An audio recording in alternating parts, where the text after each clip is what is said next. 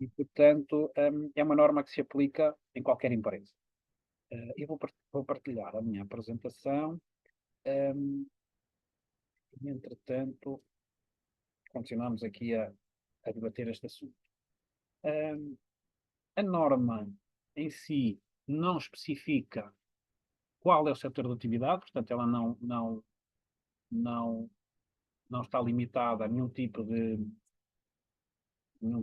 indústria ou de setor de atividade, ela aplica-se a qualquer empresa, qualquer organização, um, e, portanto, é relativamente abrangente. Obviamente que aquelas empresas que têm um consumo energético expressivo, que são consumidores intensivos, ou que consomem muito vapor, que a fatura energética representa 20, 30% daquilo que são os custos de produção, são empresas que têm mais apetência para este tipo de olhar para esta temática com mais atenção e têm mais apetência para implementar estes sistemas.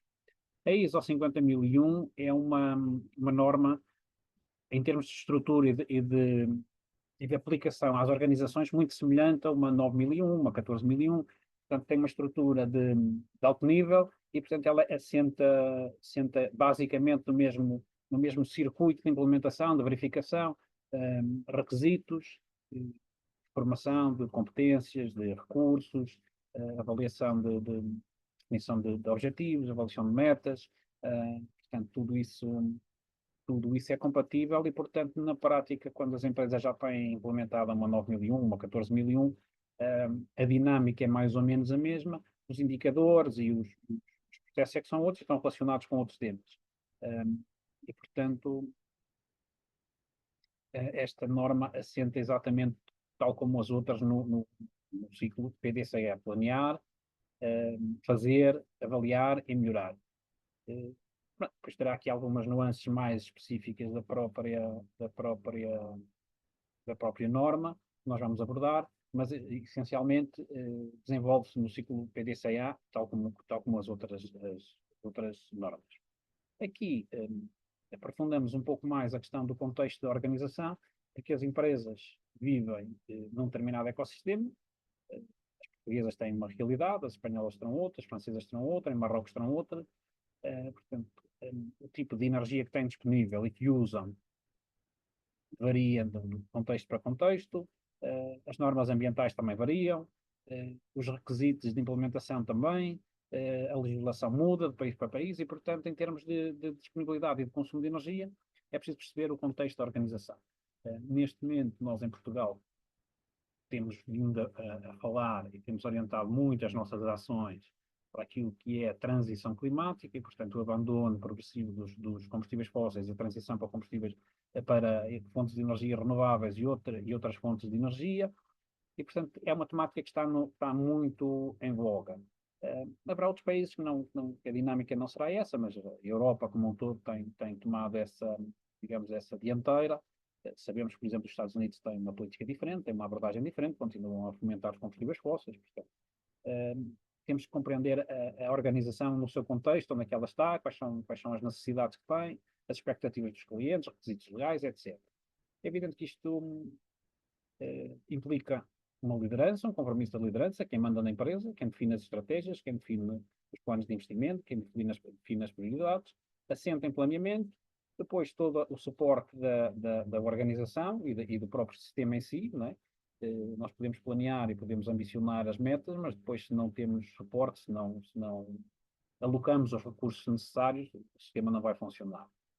Depois precisamos de pôr em operação, precisamos de recursos, de competências, precisamos de avaliar para perceber se de facto estamos a caminhar no sentido dos objetivos que planeamos e depois de feita essa avaliação, perspectivamos os objetivos de melhoria. Portanto, esta norma aplica-se a todas as atividades sob o controle da organização. Nós podemos controlar uma fábrica, mas podemos controlar também os nossos fornecedores, os fornecedores das nossas matérias-primas, selecionar os nossos fornecedores com base em critérios ambientais, em critérios de consumo energético, floresta sustentável, o que seja. Nós podemos, no nosso sistema, incluir tudo aquilo que diz respeito diretamente à organização, mas a outras partes, ditas partes interessadas, ou aquilo que nós definimos como sendo os requisitos do nosso sistema. As fronteiras do sistema não se limitam à própria organização em si. A organização pode determinar, e cada vez nós vemos isso ser mais falado, nomeadamente na questão da sustentabilidade, as normas europeias CSRD, as cadeias de valor, portanto, a pegada carbónica, a pegada de carbono dos produtos, são temas que implicam não só com a organização, mas toda a cadeia de valor e toda a análise de ciclo de vida de um determinado produto. E, portanto, esta norma ajuda-nos aqui a perceber onde estamos, para onde é que queremos ir, e a definir metas, e a definir objetivos, e a avaliar se estamos a caminhar no sentido certo. Ou no sentido, pelo menos no sentido que definimos. Não é?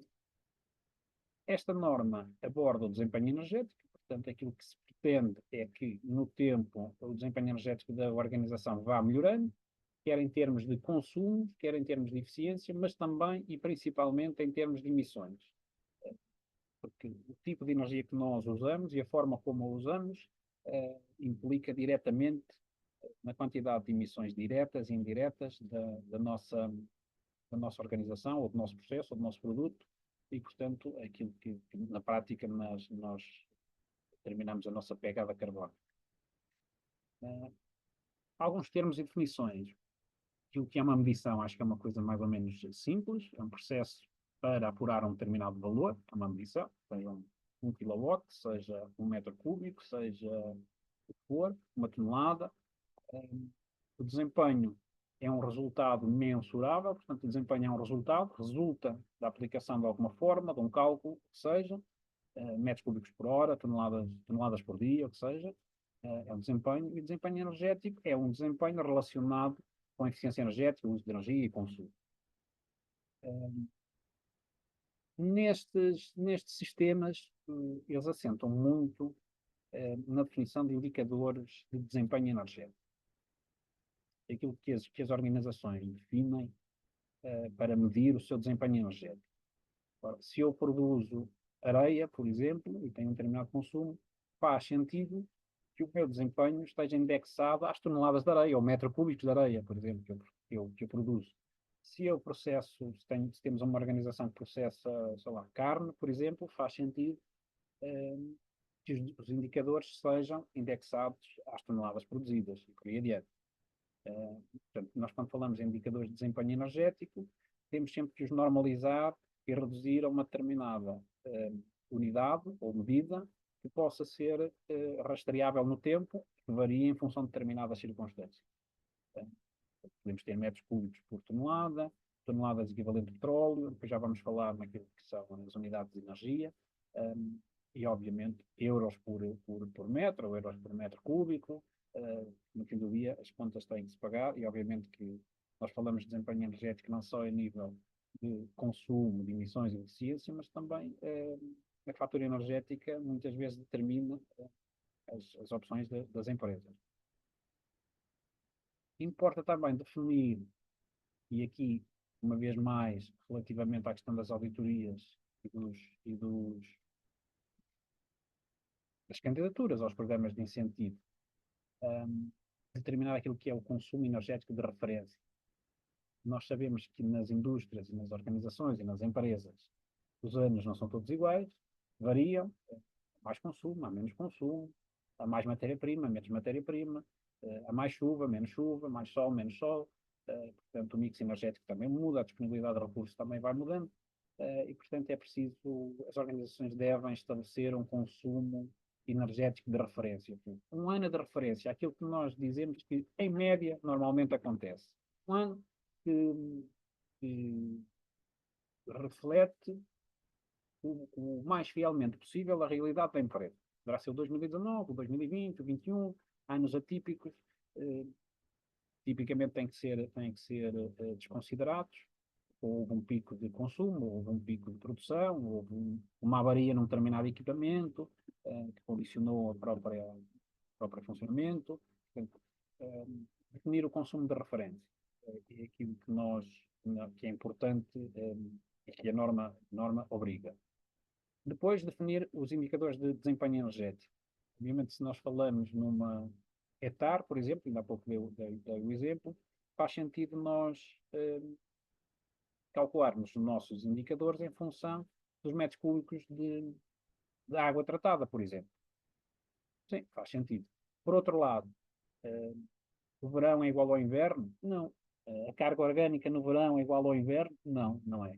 Portanto, os indicadores de desempenho energético não são coisas fechadas, estáticas, tendem a ser indicadores que refletem não só a realidade naquele momento, mas refletir a realidade ao longo do tempo. Portanto, é preciso que os indicadores reflitam exatamente aquilo que é a realidade da empresa.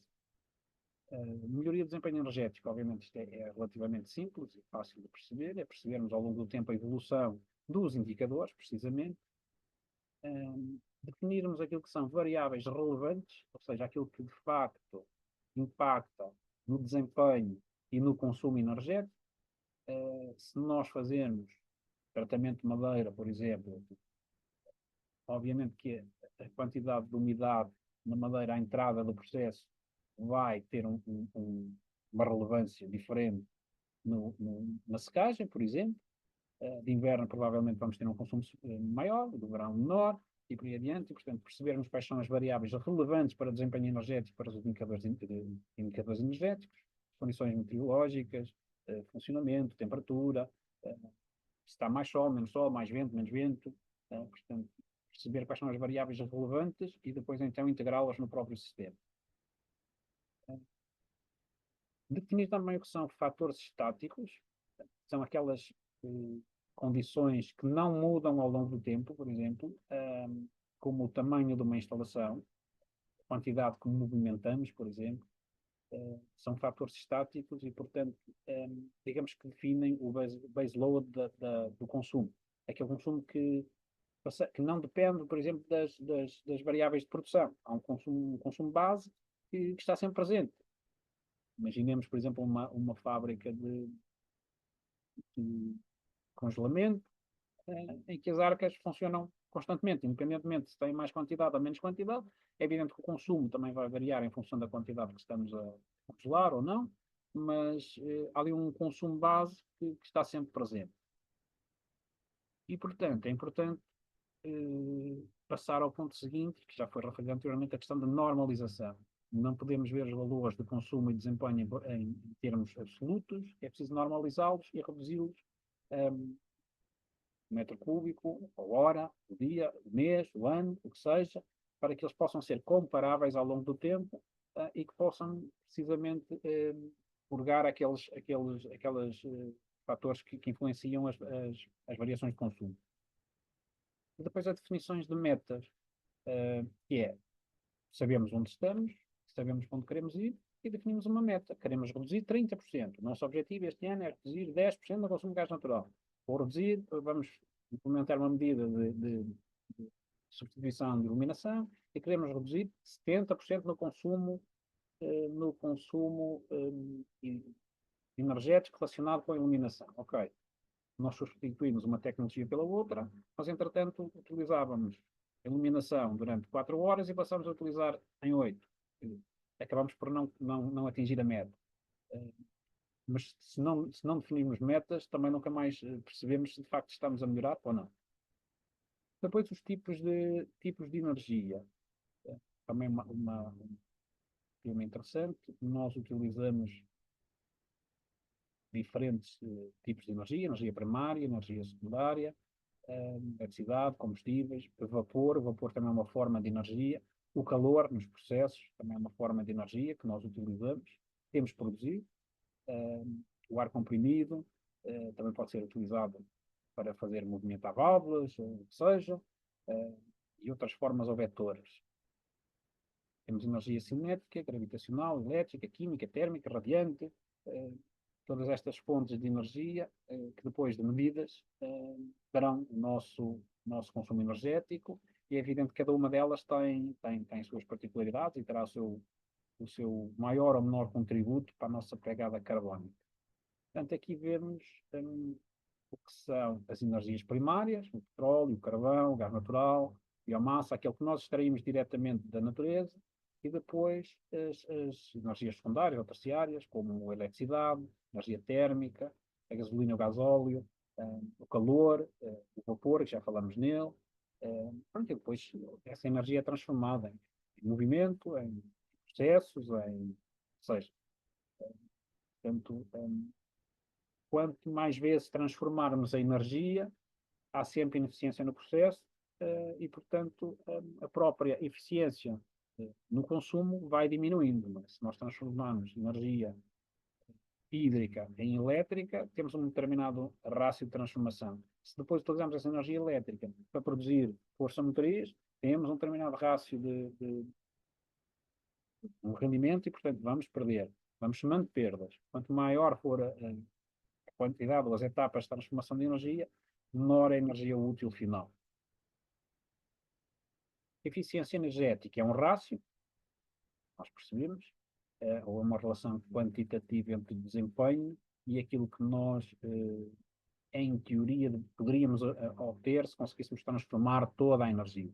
Nunca conseguimos transformar, porque há sempre uma conversão no motor, ou no motor de um carro, seja, mas que um motor elétrico tenha uma eficiência energética de 90%, mas ele vai transformar 90% da energia elétrica em movimento, força motriz, por exemplo. Mas 10% perde-se, sob a forma de calor, atrito, etc. Portanto, quanto maior a eficiência, maior é o rácio de transformação de uma energia noutra. Outra questão importante aqui na implementação dos sistemas de gestão energética é a definição das fronteiras. Aquilo que a empresa define como condição fronteira. O que é que ela vai medir e o que é que ela vai considerar dentro do seu sistema de gestão energética. Vamos imaginar, uma empresa produz embalagens de qualquer coisa, e tem um sistema de distribuição logística. Mas essa distribuição não é interna, é contratada. Esse consumo de gás óleo entra ou não entra para o sistema de gestão? A organização é que define. Portanto, essas empresas trabalham exclusivo para a nossa organização, sim ou não? De que forma é que a vamos controlar? Portanto, a definição das fronteiras, estamos a falar de um output, podemos falar dos inputs também, podemos definir os nossos fornecedores de energia, por exemplo, que só queremos comprar energia com certificados de garantia de origem. Portanto, energia renovável, só queremos eletricidade renovável. Podemos definir critérios de compra, etc. Nós, no nosso sistema, é que definimos as fronteiras e aquilo que depois temos, depois de definidas as fronteiras, é que vamos definir aquilo que nós temos que controlar. Temos também que ter em conta nestes sistemas aquilo que são as partes interessadas. Portanto, o impacto, obviamente que neste caso estamos a falar parte interessada diretamente, que terá impacto depois nas opções que se tomam em termos de eficiência, em termos de escolhas e em termos de opções futuras no campo energético. Essa parte interessada, obviamente falamos dos próprios funcionários da organização, a gestão, os acionistas, os fornecedores, os clientes, a população à volta.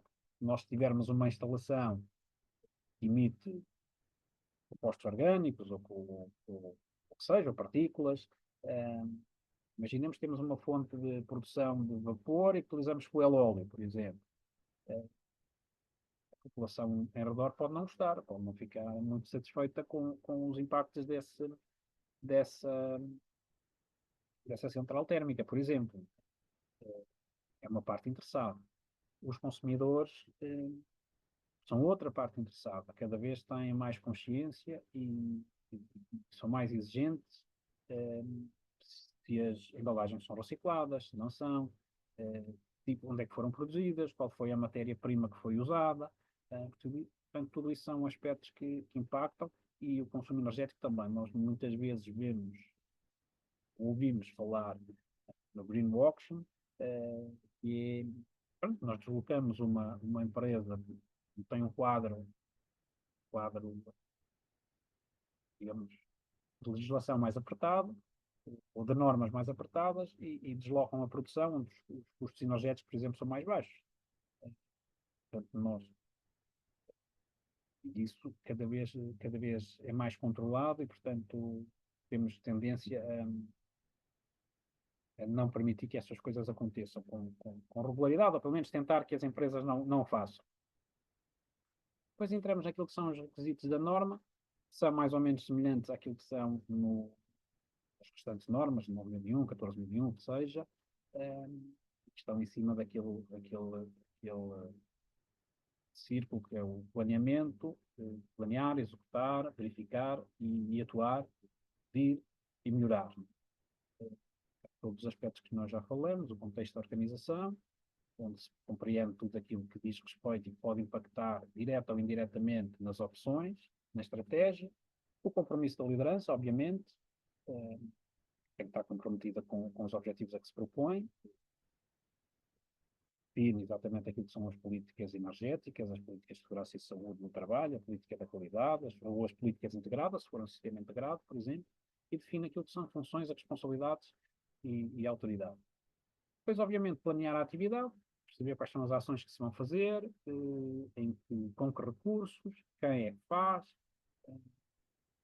portanto, desenvolver todas essas atividades, nomeadamente a questão das avaliações energéticas, o que é que se vai medir, com que frequência é que se mede, quem é que mede, que equipamentos é que usamos, como é que guardamos essa informação, que tipo de ações é que saem dessa informação.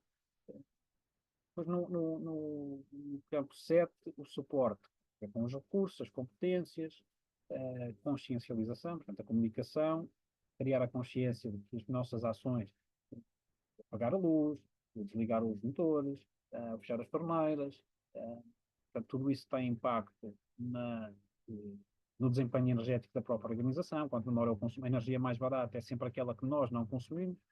Portanto, todas essas atitudes impactam no desempenho energético. E depois a informação documentada, obviamente. Temos a questão da operação, planeamento e controle operacional. Aqui temos também, mais uma vez, impactamos mais uma vez com os indicadores, com os mapas de medição, de monitorização, o que é que medimos, como, quem. Aqui também a questão do design. Cada vez mais nós ouvimos falar no ecodesign, na ecoinovação. Portanto, incorporar requisitos de melhoria energética e até incorporação de matérias recicladas.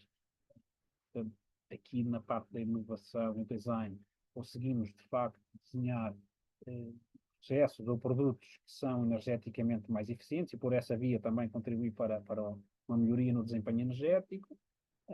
E depois, na questão do aprovisionamento, aquilo que eu falava há pouco, a compra da energia, por exemplo, ou então mesmo em matérias-primas que impactam no desempenho energético do processo, por exemplo. A mudança de uma matéria-prima para outra, por vezes, tem resultados bastante promissores e animadores em termos de desempenho do próprio processo. Depois a avaliação e depois a parte final, que é a melhoria. A avaliação das não-conformidades, ações corretas, aquilo que resulta das auditorias para quem implementa estes sistemas, da definição de objetivos e a promoção da melhoria contínua, objetivamente. Portanto, nós começamos por compreender aquilo que é a organização no seu contexto, compreender as necessidades e expectativas, determinar o âmbito e depois implementar o sistema. Este já abordamos, portanto, é perceber tudo aquilo que interna ou externamente pode influenciar a organização, neste caso em particular, no sistema de gestão de energia. Já andamos um pouco mais isto, mas é aquelas questões relacionadas com as partes interessadas, limitações, segurança, custo de energia, efeitos de clima, efeitos das alterações climáticas, efeitos nas emissões com efeitos de estufa, etc. Depois, em termos de questões internas, planos de ação, objetivos, recursos, a própria evolução, a maturidade do sistema de gestão energético, a própria funcionários e os colaboradores que se vão adaptando e vão criando uma consciência cada vez mais desenvolvida sobre estas temáticas, a própria evolução nas questões da sustentabilidade, etc. Aqui nós já abordamos isto, as partes interessadas no sistema, as necessidades e expectativas, e as necessidades e expectativas podem estar relacionadas com o próprio sistema em si. Importa aqui perceber que, para além daquilo que o sistema define aos requisitos legais, isso é uma condição base, nós podemos ir além da legislação, mas pelo menos a legislação temos que cumprir. Nomeadamente, se falarmos em consumidores intensivos de energia, organizações que consomem acima de 500 TEPs por ano, são obrigadas por lei a fazer planos de racionalização, a fazer auditorias, e, portanto, há requisitos legais que se aplicam a algumas organizações, a outras não. E, portanto, a norma prevê, obriga a que esses requisitos sejam previamente cumpridos. Portanto, e garantir que eles, de facto, se aplicam e se verificam. Depois haverá outros que a empresa pode adotar voluntariamente, mas pelo menos os requisitos legais têm que ser garantidamente cumpridos. Depois a determinação das condições de fronteira, aquilo que já falamos nas definições e conceitos, determinar o âmbito do sistema do SGE, ou o âmbito da auditoria, pode ser para o próprio sistema em si, numa questão mais abrangente, ou uma auditoria, se fizermos uma auditoria localizada no tempo e no espaço, para um determinado projeto, ou uma determinada candidatura, definimos o âmbito da auditoria, podemos excluir, por exemplo, a logística, podemos excluir um determinado processo, e dizer, não, nós neste processo não queremos mexer e, portanto, esta parte não vamos auditar. Auditamos só, só a produção, ou só a produção mais a logística, por exemplo. Portanto, determinar o âmbito, verificar o que é que interna e externamente vai influenciar o resultado, e depois os requisitos que, para além daqueles que são obrigatórios e legais, verificar se existem outros requisitos que estão implementados e que podem condicionar o resultado final. O sistema de gestão de energia, como um todo, portanto, leva em consideração aquele tamanho e o tipo de atividades, processos, produtos, serviços. Portanto, se os processos são mais complexos, menos complexos, as interações,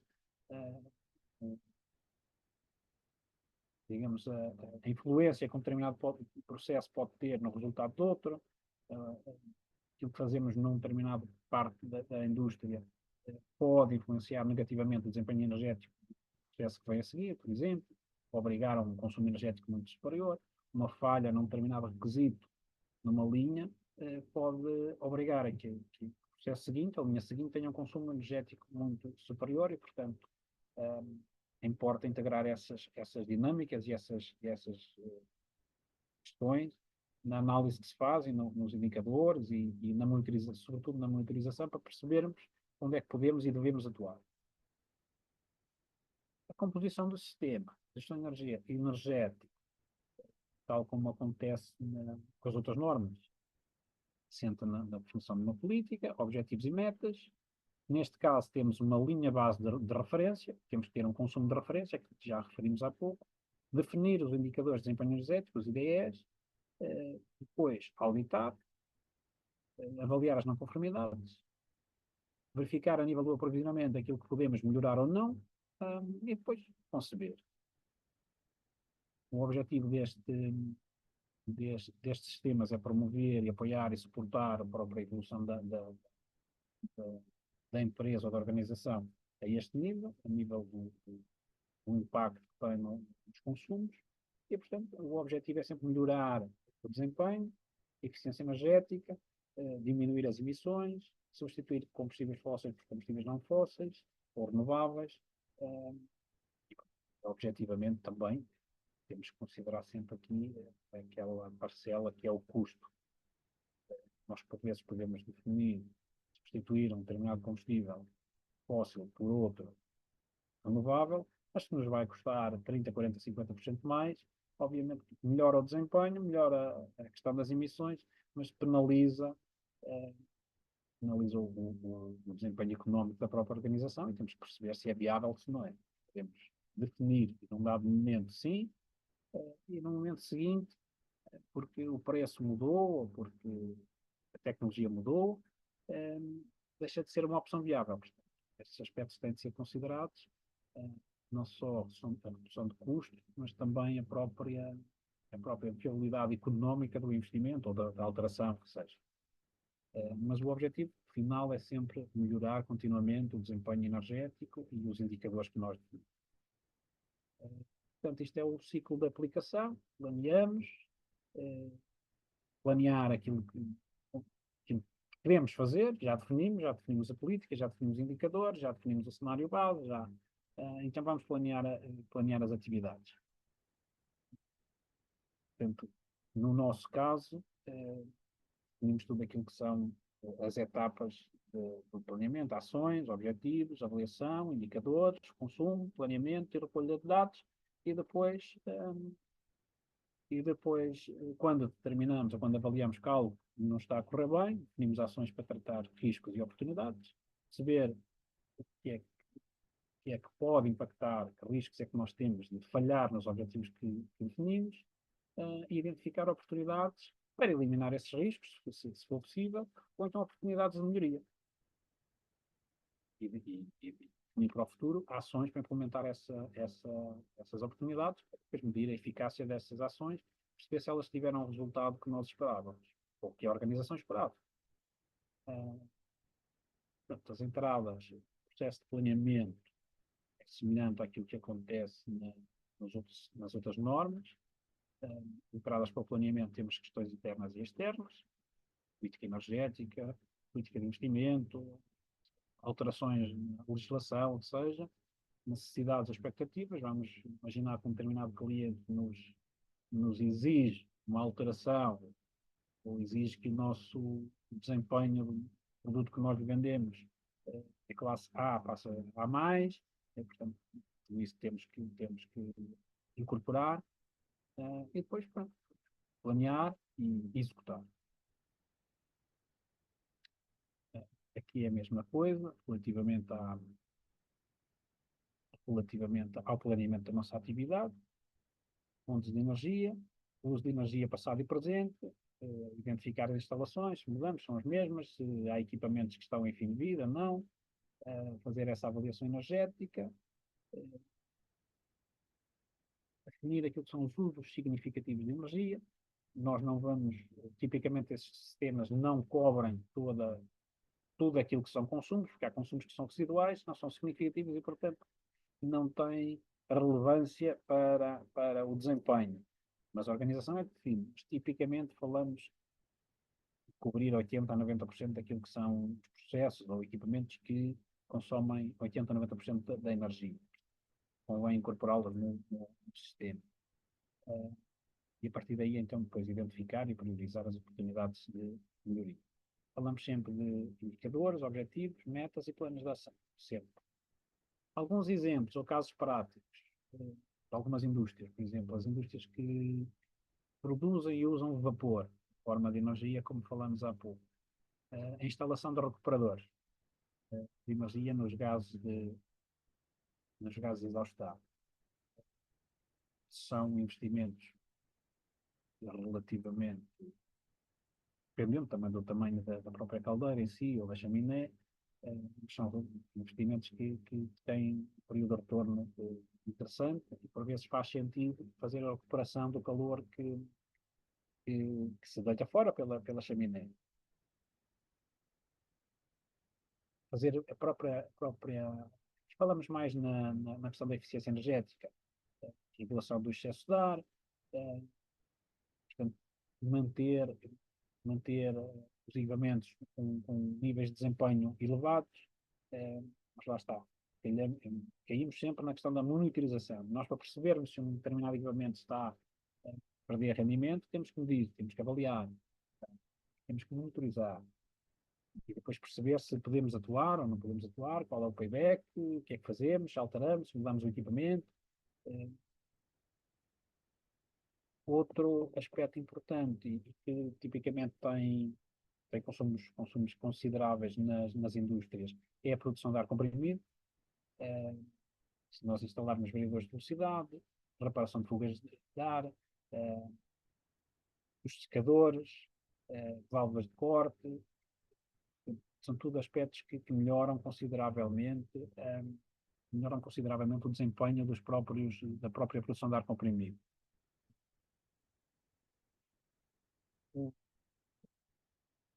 própria temperatura do ar, que mexe com a densidade, com a viscosidade, influi no desempenho dos compressores. Nós vemos aqui que nós temos, se passarmos de 27 graus para 32 graus, que não é difícil, nós temos um incremento de 3,8% no consumo. Isto é um exemplo, mas obviamente que em instalações em que o processo ou indústrias que têm um consumo considerável de ar comprimido, estamos a falar de 3, 4, 5% de ganho que podemos ter aqui às vezes com pequenas alterações ou com um controle mais eficiente do funcionamento do processo. Temos aqui um gráfico que explica mais ou menos os ganhos energéticos de um processo para o outro. Nós vemos com o variador de velocidade, o compressor adapta-se à necessidade e, portanto, temos aqui no final do dia, ou no final do mês, ou no final do ano, temos um ajuste da curva de consumo face à curva de necessidade de ar comprimido muito mais próxima e, com isso, conseguimos reduzir efetivamente toda aquela percentagem de perda ou energia que se perde desnecessariamente, ou se tivermos um compressor on-off, por exemplo, liga e desliga. Se tivermos um reservatório subdimensionado, é pequeno demais para as nossas necessidades, o compressor liga mais vezes, porque temos que avaliar, sempre que avaliar. A questão da iluminação é uma questão já muito presente, acho que há quase todas as empresas tendem a fazer esta alteração, nomeadamente nos processos de descarbonização, é uma das medidas que tem aplicação relativamente fácil, um payback bastante rápido e, portanto, são medidas que tipicamente colhem muita aceitação por parte dos promotores e por parte das empresas, as poupanças na iluminação. Depois, em termos de planeamento e de recursos, aquilo que a organização pode ter ou que se utiliza numa auditoria, mas isto não é muito relevante é relevante do ponto de vista da análise e da medição, mas para o sistema, não. Obviamente que nós, ou as empresas e organizações, quando definem o que é que vão medir, o que é que vão monitorizar, têm presente todo este tipo de equipamentos. Vamos monitorizar a temperatura, temos que pôr um termómetro ou uma sonda de temperatura, se vamos medir a pressão, temos que monitorizar e medir a pressão. Cada vez mais esses sistemas trabalham de forma integrada, com aquisição de dados, com registro de dados, e, portanto, em vez de se fazerem aquelas medições pontuais, se o fizermos de uma forma mais contínua e mais assertiva, acabamos por ter acesso a uma quantidade de dados muito superior, portanto, o processo de decisão é delineado em cima de uma quantidade de dados maior e, portanto, à partida, conseguimos identificar falhas, conseguimos identificar determinados clusters, determinadas situações em que de outra forma não nos apercebíamos dessa variação no consumo, identificar ali determinados pontos que podem contribuir para a melhoria do desempenho energético da empresa e resultados melhores na própria auditoria. Aqui depois na questão da operação. Na operação temos planeamento e controle operacional, aquilo que já falamos. Em termos operacionais, planear e controlar, aquilo que depois vai dar suporte à decisão. Concepção e aprovisionamento. A concepção é quando nós concebemos os nossos produtos, os nossos processos, e levamos em consideração os requisitos energéticos. Como há pouco falei, por exemplo, na questão de passarmos de um equipamento A para um equipamento A+, seja por necessidade, seja por imposição. E depois até aquilo que há pouco também falamos, a questão do aprovisionamento, a qualidade e o tipo das matérias-primas que utilizamos ou que incorporamos, ou fontes de energia que entram no nosso processo, daqui entra no nosso processo, impacta no desempenho e nos indicadores e, obviamente, na nossa possibilidade de melhorar ou não continuamente o desempenho do nosso sistema. Obviamente que depois avaliamos, isto é o fechar do ciclo, avaliar o desempenho, monitorização, medição, análise e avaliação de desempenho, através de auditorias internas, que depois darão origem àquilo que tipicamente se faz uma vez por ano, que é a revisão pela gestão, e definir planear, definir novos objetivos, definir novas metas, definir novos planos de investimento, definir recursos, etc. Tudo aquilo que depois vai ser necessário e colocar em funcionamento e colocar no terreno para que depois consiga materializar aquilo que é o objetivo principal, que é a melhoria. Dentro da melhoria temos a correção das não conformidades e ações corretivas, semelhante àquilo que acontece nos outros sistemas de gestão, ISO 9001 ou outro, e a melhoria contínua. É isto que se percebe. Efetivamente, os sistemas são implementados tendo como objetivo melhorar continuamente o desempenho do sistema e das organizações. Portanto, isto é uma abordagem não muito aprofundada, é evidente que depois a aplicação das normas a uma empresa, uma organização leva em consideração outra, tem que ser mais aprofundado, o que é documentado, o que não é documentado, as competências, etc. Tudo isso depois é muito mais aprofundado. Aqui na nossa sessão técnica é uma abordagem, digamos, uma primeira aproximação àquilo que são os sistemas de gestão de energia, o que é que eles comportam, quais são as necessidades, no fundo, que eles têm, e as auditorias energéticas que nos permitem perceber onde estamos, onde vamos, perceber que medidas é que podem ser implementadas para melhorar e para diminuir a pegada ou descarbonizar a nossa economia ou descarbonizar a nossa atividade, e ajuda-nos a perceber e a quantificar qual é o payback, perceber se uma determinada solução tem viabilidade técnica, e além da viabilidade técnica, se tem viabilidade económica de ser aplicada em 3 anos, em 5 anos, o que seja, calcular os paybacks, perceber, identificar as oportunidades.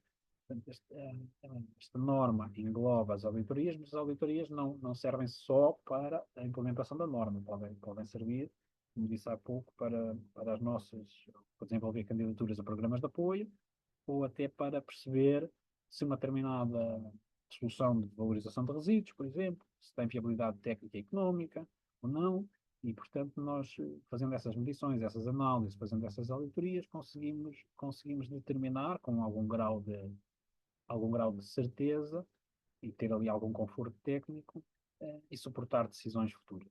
Obviamente que estes sistemas fazem sentido quanto maior for o consumo da empresa e quanto maior for o peso do consumo energético na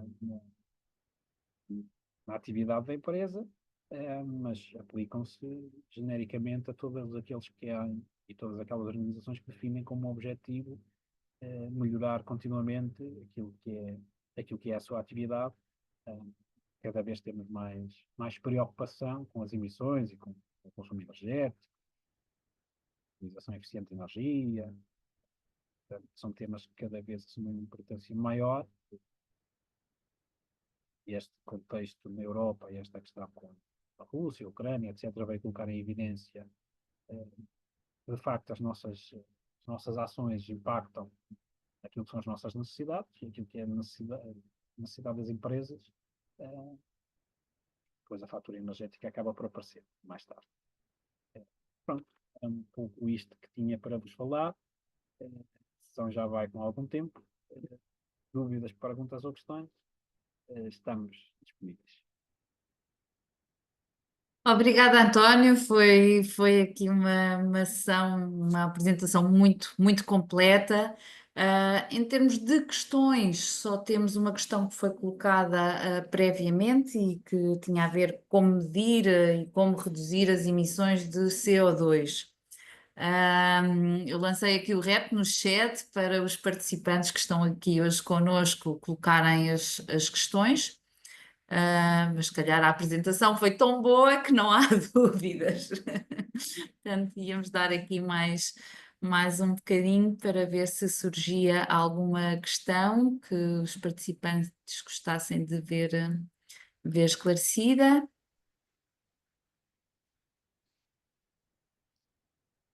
Não, parece que não. Em todo o caso, nós também iremos, como tem sido hábito, iremos enviar a apresentação Pois já temos aqui um participante a perguntar se há hipótese de partilharem a apresentação. Portanto, iremos enviar a apresentação da sessão de hoje por e-mail. Só acrescentar o seguinte, nós aqui na AIP prestamos este serviço às empresas de auditoria, de implementação de sistemas. As auditorias um pouco mais direcionadas para suportar as candidaturas aos PRRs ou PTs 2030 na área da descarbonização, da ecodesign, da ecoeficiência, da capacitação verde, portanto, todas essas áreas, mesmo na questão eh, da sustentabilidade, portanto, aquilo que as empresas a prazo terão que fazer o reporte.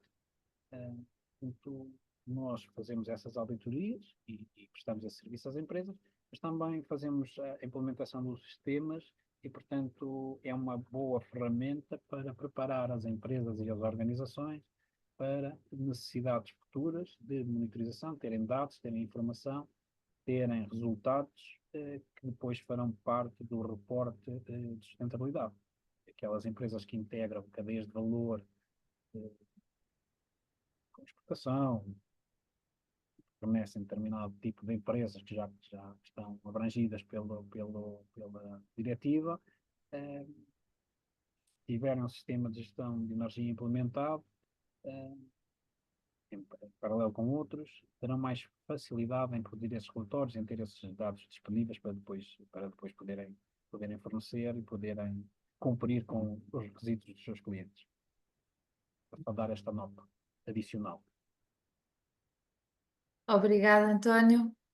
Bem, e pelos vistos não há questões. Em todo o caso, nós, quando formos enviar o e-mail com o questionário de avaliação e com a apresentação, também iremos divulgar o contacto o e-mail do António para que, caso tenham alguma dúvida ou que desejem mais alguma informação, também poderem contactar diretamente com o António. Sendo assim, estou encerrada pela sessão de hoje. Obrigada por terem estado aqui conosco. Resto um bom dia. Resto bom dia, obrigado e parabéns pela apresentação. Obrigada.